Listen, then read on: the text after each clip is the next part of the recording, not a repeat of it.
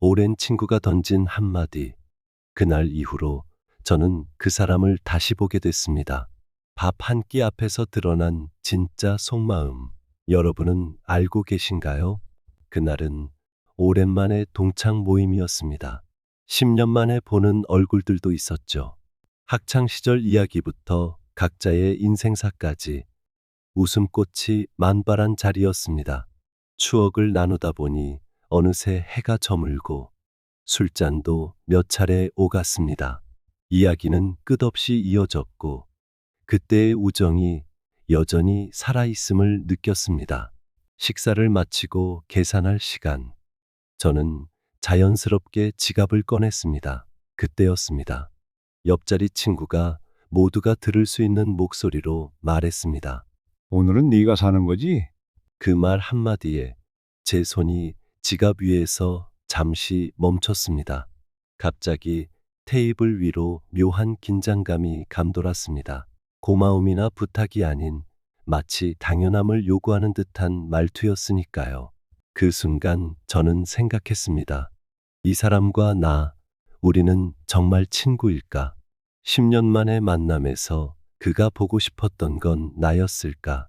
아니면 내 지갑이었을까?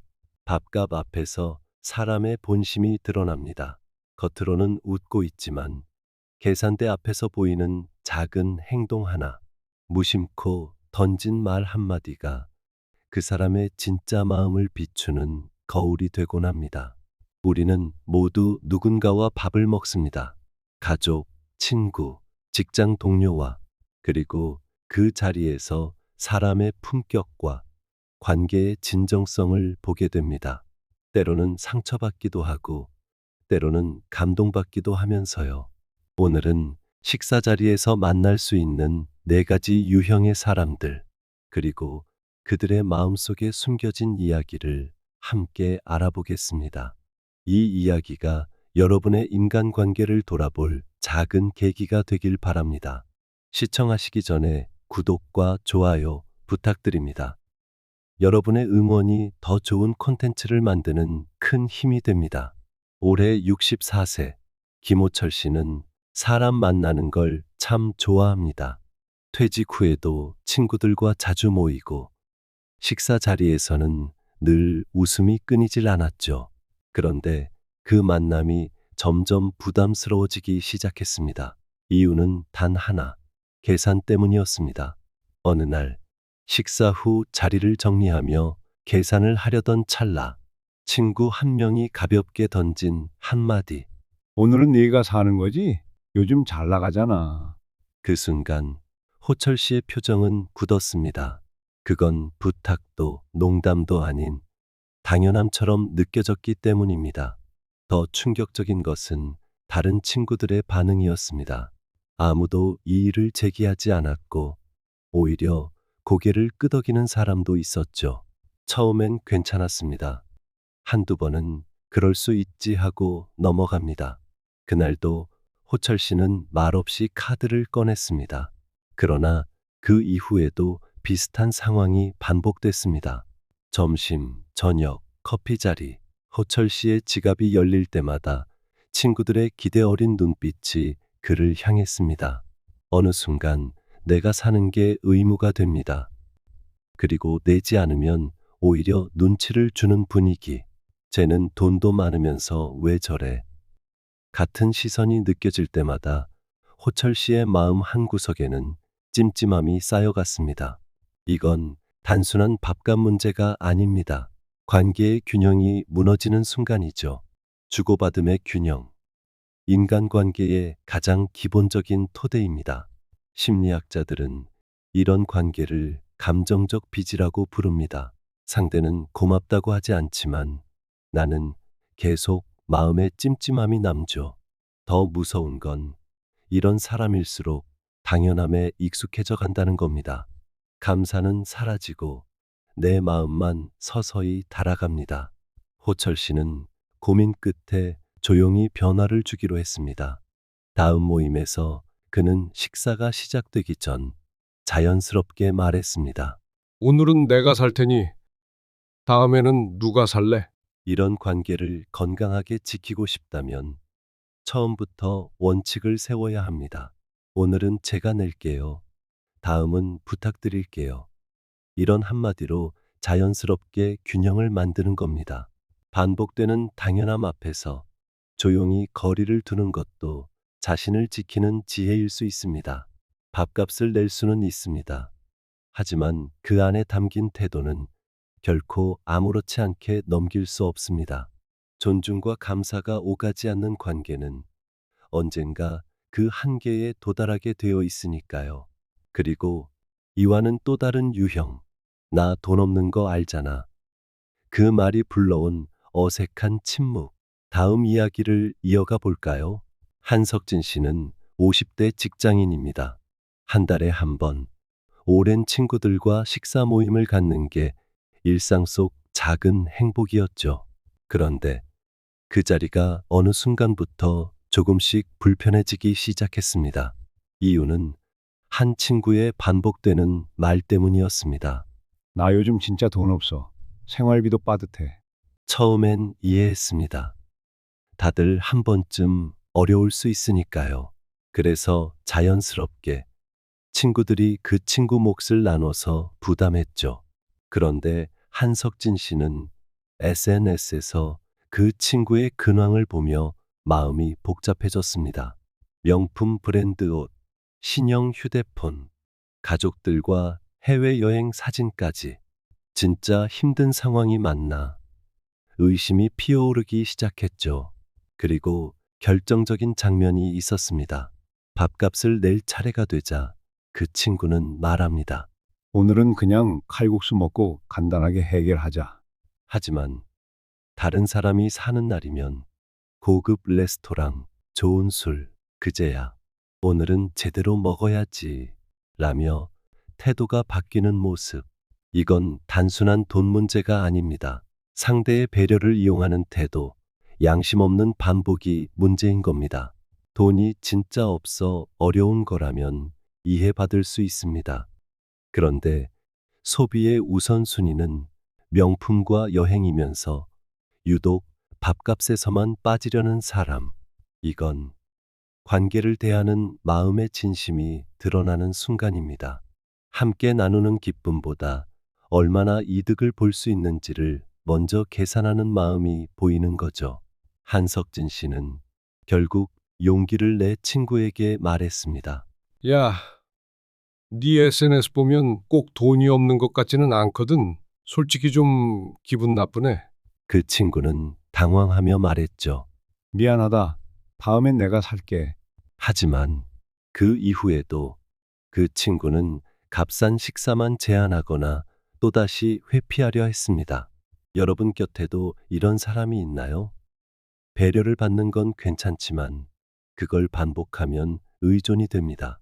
한 번의 호의는 감사함으로, 두 번은 기대로, 세 번째부터는 당연함으로 변해갑니다. 관계는 주고받음이 있어야 오래 갑니다. 나만 계속 주고 있다면 그건 친구가 아니라 소비되는 관계일 수도 있습니다. 만약 주변에 이런 친구가 있다면 솔직한 대화가 필요합니다. 나도 경제적으로 여유롭지 않아. 서로 부담 없이 만날 방법을 찾아보자. 이런 솔직한 대화가 관계를 더 건강하게 만들 수 있습니다. 그리고 만약 그 대화 이후에도 변화가 없다면 그 관계의 깊이를 재고해 볼 필요가 있을지도 모릅니다. 모든 인연이 평생 깊게 이어질 필요는 없으니까요. 다음은 제가 먹은 것만 낼게요. 계산 앞에서 절대 손해보지 않으려는 사람들 이야기입니다. 손병헌 씨는 작년에 대학 동문회에서 오랜 친구들과 점심을 먹었습니다. 5년 만에 모인 자리였고 각자 다른 삶을 살아온 친구들이 한자리에 모였습니다. 누군가는 스테이크를, 누군가는 파스타를, 또 누군가는 샐러드를 주문했습니다. 메뉴는 다양했지만 대화는 끊이지 않았고 추억을 나누는 즐거운 시간이었습니다. 너 여전히 그 웃음소리 그대로다. 야, 우리 그때 MT에서 있었던 일 기억나? 웃음이 넘치던 식사 자리였죠. 오랜만에 만난 친구들과의 자리는 그렇게 따뜻했습니다. 그런데 계산서가 나오는 순간 분위기가 조용히 그러나 확실히 바뀌었습니다. 옆자리에 앉았던 친구가 계산서를 힐끗 보더니 이렇게 말했습니다. 나는 샐러드랑 아메리카노만 먹었으니까 내가 먹은 것만 낼게. 그 순간 테이블에 묘한 침묵이 흘렀습니다. 분위기가 얼어붙고 나머지 사람들의 표정이 굳었습니다. 친구의 말 한마디에 방금 전까지 따뜻했던 공기가 차갑게 식었습니다. 그 자리에 있던 병원 씨는 속으로 생각했습니다. 왜 굳이 이런 말을 하지? 다 같이 기분 좋게 똑같이 나눠내면 되지 않나? 여러분도 이런 경험 한 번쯤 있으시죠? 겉으로는 아무 말 안 해도 속으론 이런 생각이 들지 않나요? 같이 밥 먹었는데 왜 굳이 따져가며 딱 본인 것만 내지? 물론 각자 계산하는 것 자체는 합리적일 수 있습니다. 경제적 상황이 다르고 소비 습관도 다르니까요. 문제는 말하는 방식입니다. 이 말은 이렇게 들릴 수 있습니다. 나는 손해보기 싫고 너희가 조금 더 내는 건 괜찮아. 사실 병원 씨도 샐러드를 먹었고 가격은 더 저렴했습니다. 하지만 그는 우리 n분의 1로 나눠내는 게 어때? 라고 제안할 생각이었습니다. 모임의 즐거움이 계산서 앞에서 깨지는 것이 싫었기 때문입니다. 사람은 누구나 손해보길 싫어합니다. 하지만 그 마음을 어떻게 표현하느냐가 관계의 품격을 결정짓습니다. 1,000원, 2,000원 아끼려다 우정에 금이 가는 경우가 종종 있습니다. 그 친구는 이후에도 비슷한 행동을 반복했습니다. 다른 모임에서도 늘 계산서 앞에서 자기는 덜 먹었다, 더 비싼 메뉴를 안 시켰다며 따지곤 했죠. 심지어는 주문 전에 난 오늘 싼 거 먹을 거니까 각자 계산하자 라고 미리 선언하기도 했습니다. 결국 점점 친구를 부르는 횟수가 줄어들었습니다. 아무도 대놓고 말은 안 했지만 저 사람은 함께 나누는 자리에 어울리지 않아라는 무언의 판단이 내려진 겁니다. 미국의 심리학자 로버트 치알디니는 그의 저서 설득의 심리학에서 인간관계의 핵심은 호혜성 레시프로시티라고 말합니다. 즉, 내가 받은 만큼 정확히 돌려주는 게 아니라 상대의 호의를 기억하고 자발적으로 반응하는 것. 이것이 관계를 지속시키는 가장 강력한 원칙이라는 것이죠. 그런데 밥값 앞에서 난 제일 싸게 먹었으니까 딱 내 것만 낼게요 라고 말하는 순간 그 호혜의 고리가 끊어지는 느낌이 드는 겁니다. 작은 금액이 문제가 아니라 나는 너와 마음을 나누고 싶지 않아라는 메시지로 받아들여질 수 있는 거죠. 밥값은 단순한 돈이 아닙니다. 그 순간 당신이 얼마나 함께하는 사람을 배려할 줄 아는지 보여주는 척도가 됩니다. 다음은 계산 끝나고 항상 하는 말. 왜 먼저 계산하셨어요? 제가 내려고 했는데 과연 진심일까요? 마지막 이야기를 함께 들어보시죠. 박민지 씨는 직장 후배와 자주 점심을 먹습니다. 부서에 새로 들어온 후배와 멘토링 관계로 종종 식사 자리를 갖습니다. 후배는 열정적이고 재능 있는 신입사원이었고 민지 씨는 그녀의 성장을 돕고 싶었습니다. 매주 금요일 그들은 회사 근처 식당에서 업무 이야기와 함께 점심을 먹습니다. 처음 몇 번은 민지 씨가 내가 살게라며 계산했고 후배는 감사 인사를 전했습니다. 그리고 언젠가부터 후배는 이렇게 말하기 시작했습니다. 다음엔 제가 살게요, 선배님.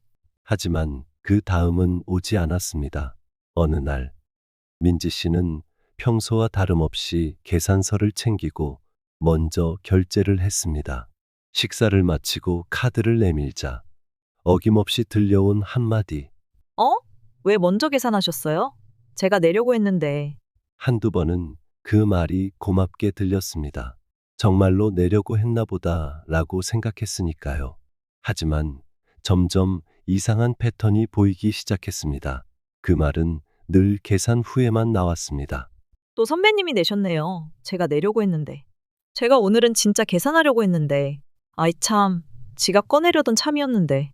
몇 번을 반복해도 후배는 단 한 번도 지갑을 먼저 꺼내는 법이 없었습니다. 식사가 끝나갈 때쯤 오히려 화장실에 가거나 전화가 왔다며 자리를 비우기도 했습니다. 그리고 돌아와서는 이미 계산이 끝난 상태에서 그 말을 반복했죠. 민지 씨는 7개월 동안 둘이서만 점심을 먹었던 자리, 그러니까 약 30번의 식사에서 한 번도 후배가 계산하는 모습을 보지 못했습니다. 그리고 매번 들었던 말, 제가 내려고 했는데, 그러던 어느 날, 부서 회식 자리에서 우연히 들은 후배의 말이 민지 씨의 귀에 들어왔습니다. 민지 선배님이랑 밥 먹으면 좋아요. 항상 선배님이 사주시거든요. 제가 낸다고 하면 절대 안 받으세요. 그 말을 들은 순간 민지 씨는 머리가 띵했습니다. 내가 한 번이라도 기회를 안 줬던가? 내가 그렇게 말한 적이 있었나? 박민지 씨는 어느 순간부터 그 후배와 밥을 먹는 것 자체가 불편해졌습니다. 계산은 내가 하는데 마치 내가 또 속은 것 같은 느낌. 실제로는 한 번도 기회를 주지 않은 적이 없는데 마치 내가 강제로 계산을 빼앗은 것처럼 이야기하는 후배의 모습이 섭섭했습니다.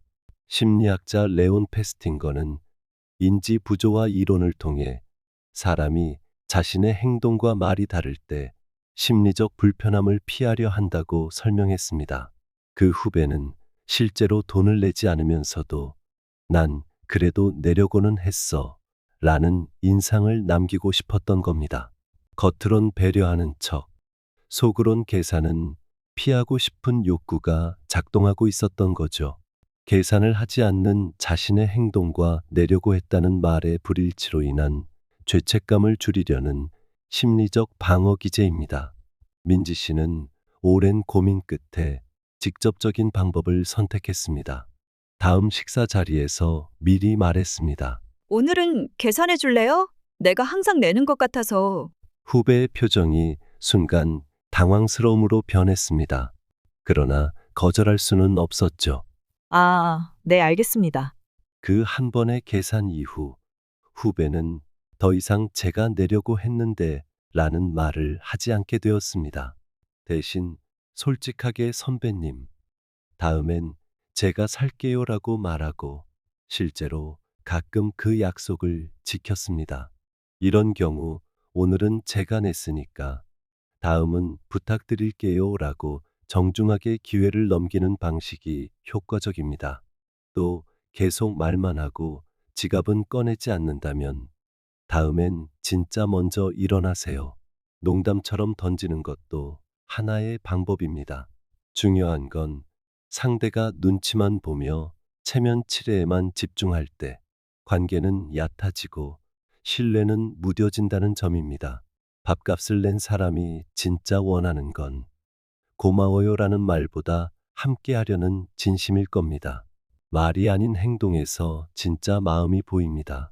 지갑은 닫혀 있지만 관계도 함께 닫히고 있다면 그건 그냥 돈 문제가 아닐지도 모릅니다. 밥 한 끼, 계산서 한 장. 그 앞에 서면 사람의 마음이 고스란히 드러납니다. 누군가는 조용히 지갑을 꺼내고 누군가는 말로만 마음을 포장합니다. 그리고 우리는 그 한 끼를 통해 그 사람의 진심을 읽게 됩니다. 우리가 오늘 함께 살펴본 4가지 유형의 사람들. 오늘은 내가 사는 거지라며 당연시하는 사람. 나 돈 없는 거 알잖아 라며 선의를 이용하는 사람. 제가 먹은 것만 낼게요 라며 계산을 따지는 사람. 그리고 제가 내려고 했는데라며 말뿐인 배려를 하는 사람. 이들의 공통점은 무엇일까요? 바로 진정성의 부재입니다. 자신의 이익을 위해 관계의 균형을 깨뜨리는 행동이죠. 맹자는 이렇게 말했습니다. 의로움이 없는 이익을 따르는 것은 짐승과 같다. 2000년도 더 지난 지금 이 말은 여전히 우리의 관계에 깊은 울림을 줍니다. 관계에서도 밥값에서도 이익보다 앞서야 할 건 도리와 마음입니다. 금액의 크기가 아니라 그 안에 담긴 마음의 크기가 관계의 깊이를 결정합니다. 함께 밥을 먹는다는 건 단지 배를 채우는 일이 아니라 서로의 마음을 나누는 일이니까요. 그래서 밥값을 내는 건 단순한 금전적 행위가 아닌 마음을 나누는 행위인 것입니다. 어쩌면 우리는 모두 한 번쯤은 이런 유형 중 하나였을지도 모릅니다.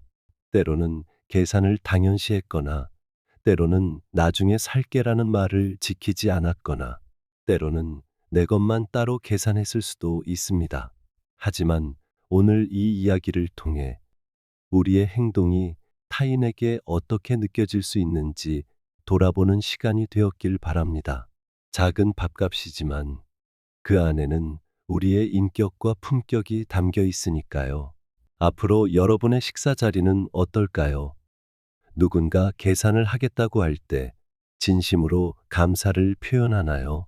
혹은 다음에 내겠다는 약속을 확실히 지키나요? 함께 나눈다는 마음으로 기꺼이 더 부담하려 하나요? 계산서 앞에서 당신의 진짜 마음이 보입니다. 그리고 그 마음이 쌓여 관계가 됩니다. 여러분의 다음 식사 자리는 지갑보다 마음이 먼저 열리는 시간이 되길 바랍니다. 오늘 이 영상이 여러분의 관계에 작은 도움이 되었다면 좋아요와 구독으로 응원해 주세요. 여러분의 작은 관심이 큰 힘이 됩니다. 다음 영상도 더 좋은 이야기로 찾아뵙겠습니다. 감사합니다.